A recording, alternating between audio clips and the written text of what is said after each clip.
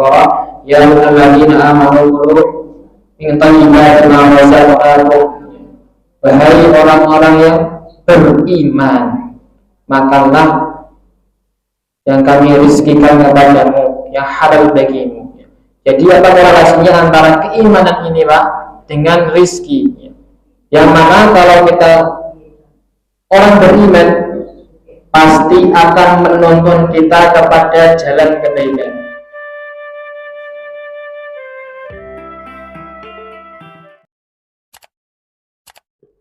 Bismillahirrahmanirrahim. Assalamualaikum warahmatullahi wabarakatuh.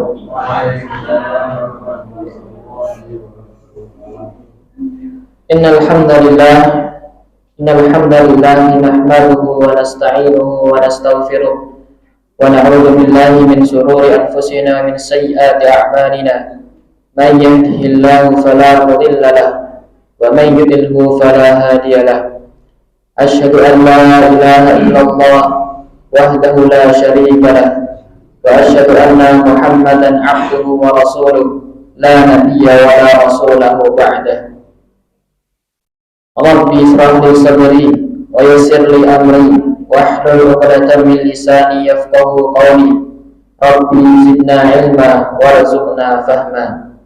Allahumma la sahla illa ma ja'altahu sahla wa anta taj'alul hasna idza syi'ta sahla. Bapak Ibu jemaah salat subuh yang semoga Allah rahmati dan Allah berkahi. Pertama kita bersyukur pada Allah Subhanahu wa taala yang telah memberikan kita kenikmatan, nikmat yang Allah Subhanahu wa taala sangat besar sekali kepada kita. Di antaranya adalah nikmat iman, nikmat Islam, yang mana kita bisa merasakan begitu indahnya Islam pada hari ini. Dan juga tidak lupa pula nikmat sehat, nikmat sempat, sehingga pada hari ini pula, di tahun ini pula, di bulan ini pula kita masih diberikan kesempatan untuk bisa berjumpa kembali di bulan Ramadan yang insya Allah diberkahi oleh Allah Subhanahu wa taala.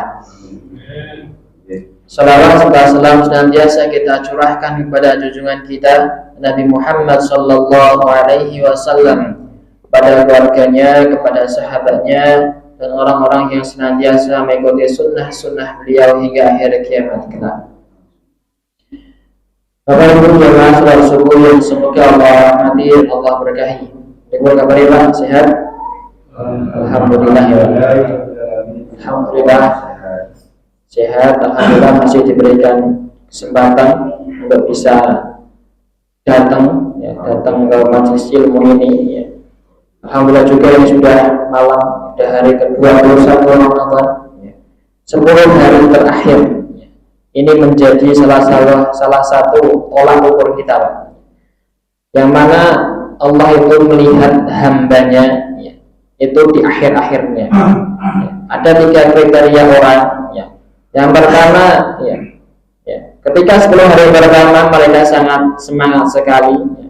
Kita ketahui ketika datangnya bulan Ramadan mereka berbondong-bondong untuk menuju ke masjid sholat tarawih.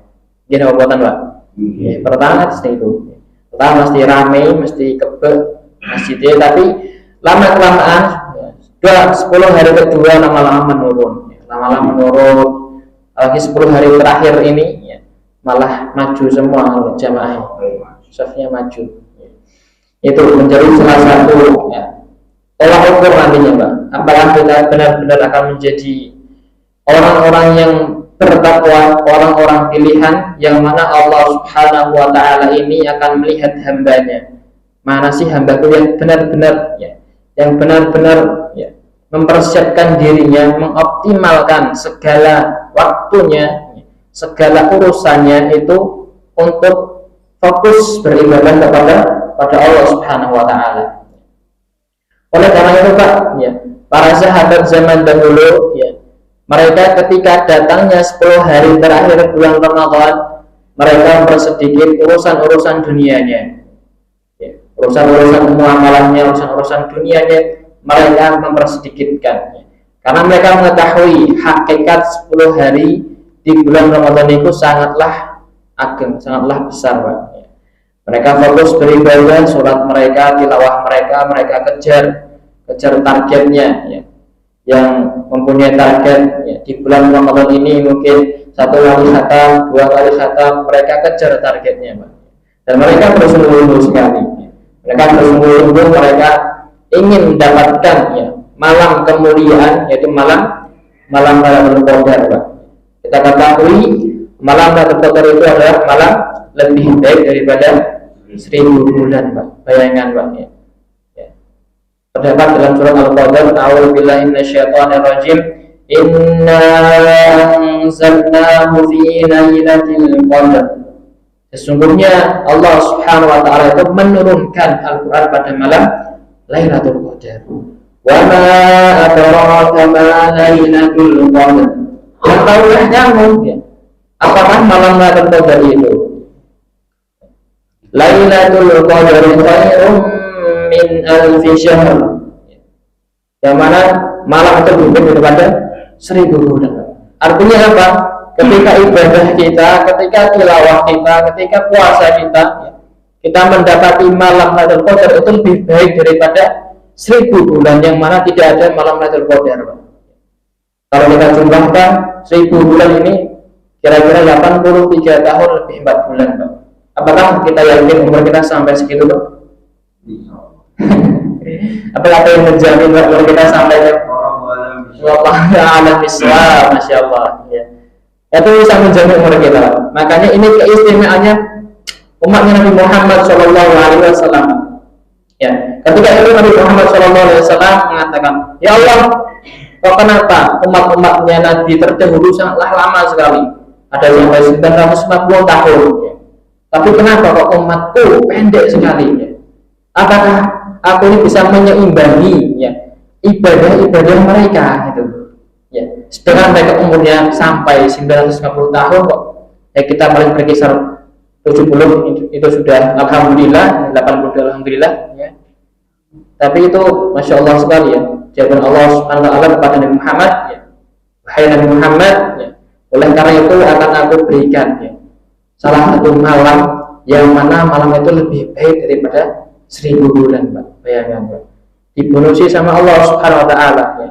Umatnya Nabi Muhammad khusus, umatnya Nabi Muhammad SAW untuk bisa apa? Untuk bisa menyeimbangi ibadah-ibadah ya, para orang-orang zaman dahulu. Tanazzalul malaikatu war-ruhu fiha bi rabbihim min kulli amr, yang mana para malaikat dan ruh, dan ini adalah ruh malaikat Jibril turun ya. Para malaikat ketika datangnya malam Lailatul Qadar ini turun Pak ya, untuk mengatur semua urusan manusia ya. Salamun hiya hatta matla'il fajr ya.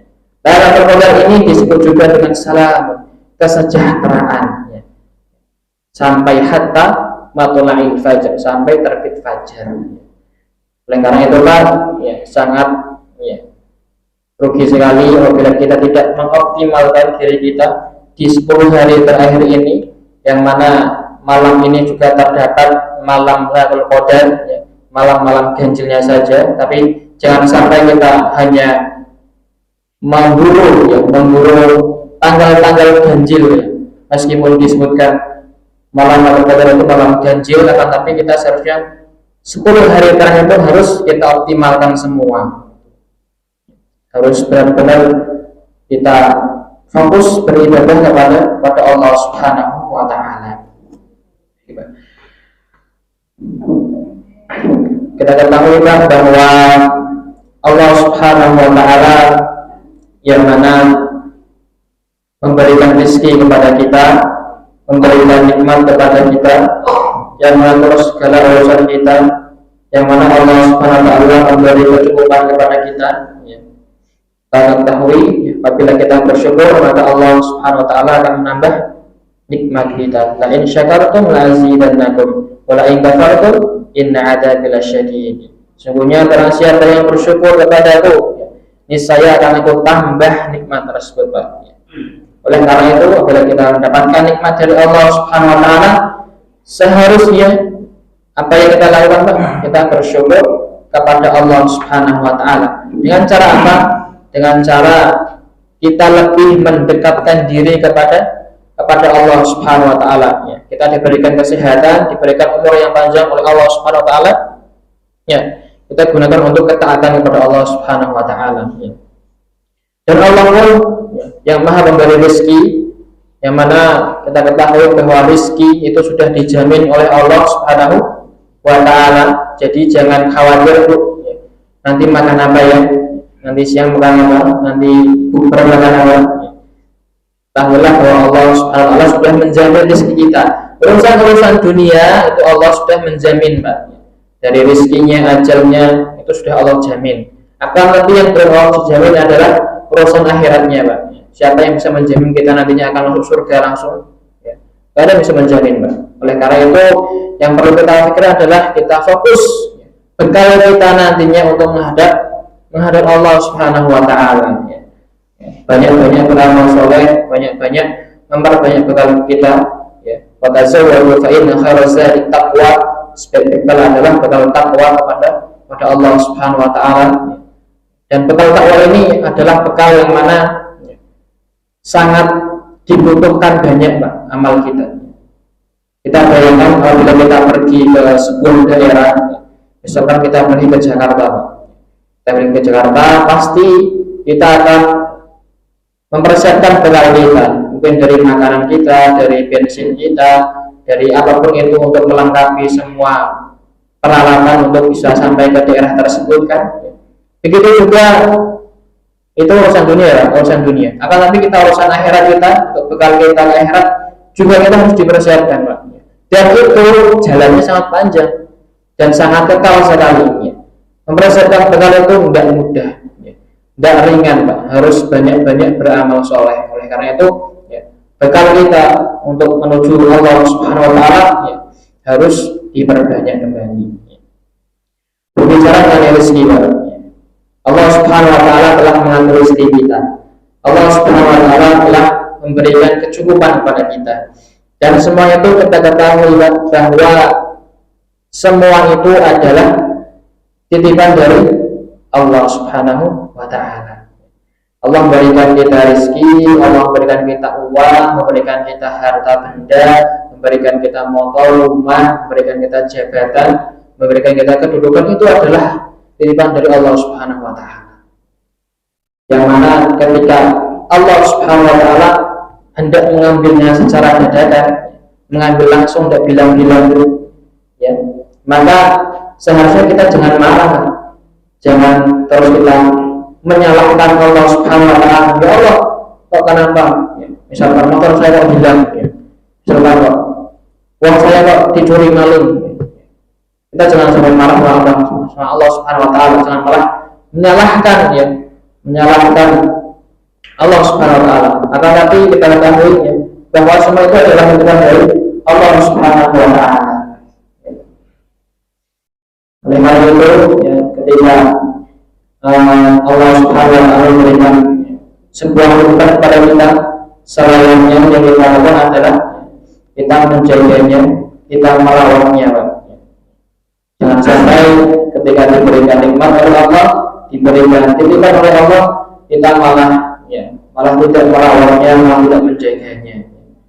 Pastikan seorang pembeli itu ketika menitipkan barangnya, ketika tidak diambil secara dadakannya, pasti akan marah ketika menjaganya, tidak merawatnya. Begitupun Allah Subhanahu wa taala.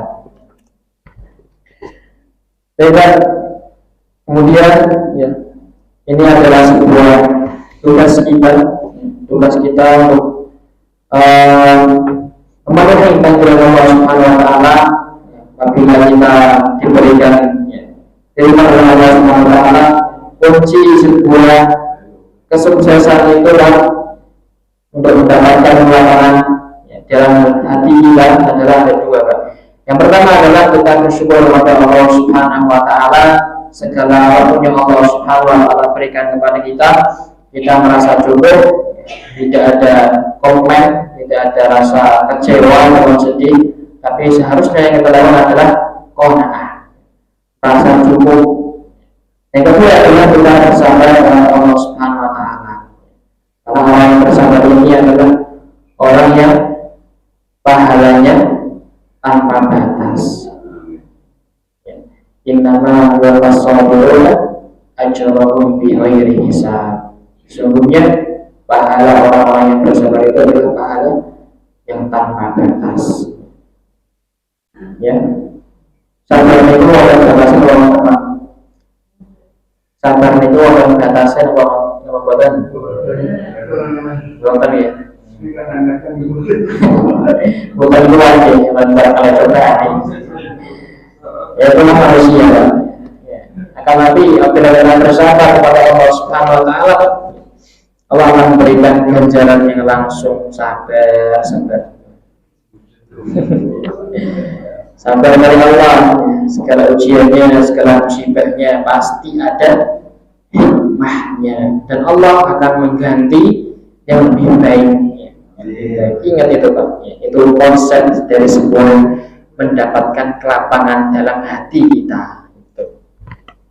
Kemudian Pak, berbicara mengenai konsep rezeki, ya. Kita akan berbicara mengenai rezeki Pak. Orang kalau mendapatkan rezeki pasti tentunya ada apanya Pak? Ada usahanya. Gak mungkin kalau tiba-tiba jatuh dari langit 500 juta, gak mungkin kan? Gak mungkin. Pasti akan berusaha mencari jalan untuk mendapatkan sebuah rezeki. Menjemput rezekinya itu harus berusaha, harus berikhtiar. Seperti burung juga, burung itu ketika pagi harinya pergi, mereka mencari rezeki, menjemput rezeki mereka, sore harinya itu pulang dalam keadaan kenyang. Ya, harus berikhtiar, harus berusaha kepada Allah Subhanahu Wa Taala. Ya.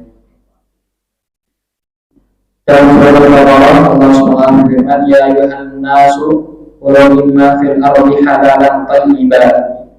Wahai manusia, makanlah fil ardi, dalam bumi ini. Artinya apa? Kita disuruh mencari rezeki kita yang ada di bumi ini halal dan thayyiban, dengan cara halal dan thayyib yang baik. Dan disuruh mencari, disuruh mencari rezeki kita, itu artinya kita membutuhkan usaha, membutuhkan ikhtiar. Wala tattabi'u khutuwati syaitan, dan janganlah kamu itu mengikuti langkah-langkah setan, karena setan itu sangat licik sekali, sangat halus sekali. Apabila kita sudah membisikkan dalam telinga kita, nanti kalau sampai masuk dalam hati kita, wah, dah bahaya sekali. Innahu lakum aduwwun mubin. Sesungguhnya setan itu adalah musuh yang nyata. Oleh karena itu kita mencari jalan rezeki ini harus mencari jalan yang baik, yang halal dan thayyib. Makanan yang kita konsumsi ini adalah makanan yang baik, jangan sampai ada unsur sedikit pun keharaman di dalamnya. Karena bahaya sekali apabila sedikit saja, mungkin bisa saja satu nasi pun masuk ke dalam tubuh kita, yang ini menjadi daging dan yang nantinya kita akan beraktivitas, itu akan menjadi sebuah masalah, menjadi sebuah warning, peringatannya. Ibadah kita yang kita lakukan pasti tidak akan sempurna, karena ada unsur ketidakjelasan dari sebuah rezeki yang kita dapatkan. Bisa jadi ibadah kita menjadi lemas, tilawah kita di bulan ini menjadi lesu, menjadi ngantuk, mendengarkan kultur juga ngantuk. Itu menjadi salah satu peringatan. harus berikhtiar kepada Allah Subhanahu Wa Taala. Ini adalah konsep yang pertama. Kemudian yang kedua adalah kita ketahui Allah Subhanahu Wa Taala tidak akan mematikan seseorang kecuali telah sempurna rizkinya. Jadi jangan khawatir, Allah itu tidak mematikan hambanya kecuali telah sempurna, telah selesai urusan rizkinya ini. Ada sebuah cerita yang mungkin singkat. Pada suatu hari ada seorang yang terjebur ke sumur yang dalam sekali sumurnya. Kemudian dia minta tolong kepada tetangganya, pada kerabatnya. Alhamdulillahnya dia bisa selamat, Pak. bisa selamat dan diselamatkan oleh tetangganya, alhamdulillahnya.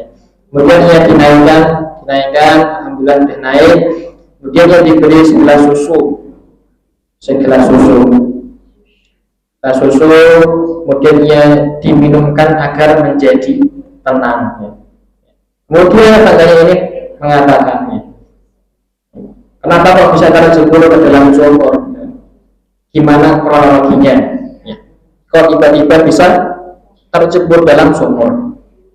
Kemudian dia menceritakan kronologinya bagaimana kok bisa terjebur dalam sumur, dan dia pun mempraktekkan kembali gimana kok bisa terjebur. Dan berbeda bahwa terjebur kembali ke dalam sumurnya. Dan pada saat itu pula orang tersebut mati, meninggal dunia. Kita ketahui bahwa Allah Subhanahu wa Ta'ala belum akan mematikan seorang hamba ketika telah sempurna rezekinya. Artinya apa?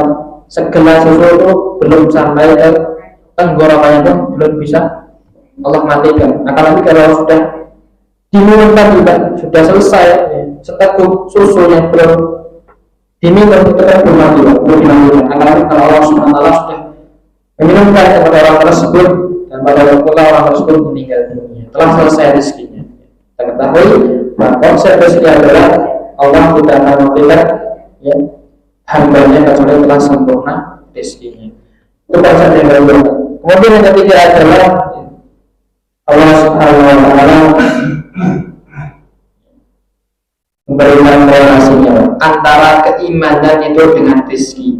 Tadi Allah Subhanahu wa Ta'ala mengatakan dalam surat Al-Baqarah,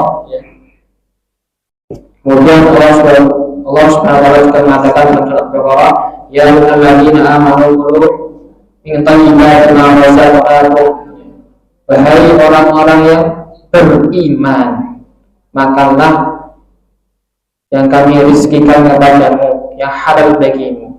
Jadi apa korelasinya antara keimanan ini Pak dengan rizki? Yang mana kalau kita orang beriman pasti akan menuntun kita kepada jalan kebaikan. Kita beriman kepada Allah Subhanahu wa Ta'ala.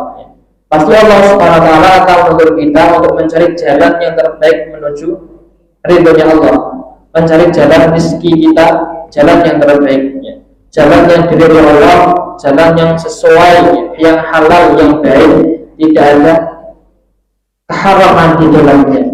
Oleh karena itu, ketika kita mendapatkan pekerjaan, tidak ada lagi yang kita pikirkan itu hasil yang banyak, Pak. Kita mendapatkan hasil yang banyak, mendapatkan harta benda yang banyak. Akan tapi yang kita pikirkan itu apa? Keberkahan yang kita dapatkan. Kalau sudah berkah, meskipun tidak banyak, meskipun terus sedikit, kita berdoa bersyukur pada Allah Subhanahu wa Ta'ala, itu akan memberikan ketenangan dalam hati kita. Daripada ada orang yang mempunyai harta benda banyak, mempunyai simpanan uang banyak, tapi hidupnya tidak tenang sama sekali. Hakikat rezeki itu, korelasi antara keimanan itu dengan rezeki.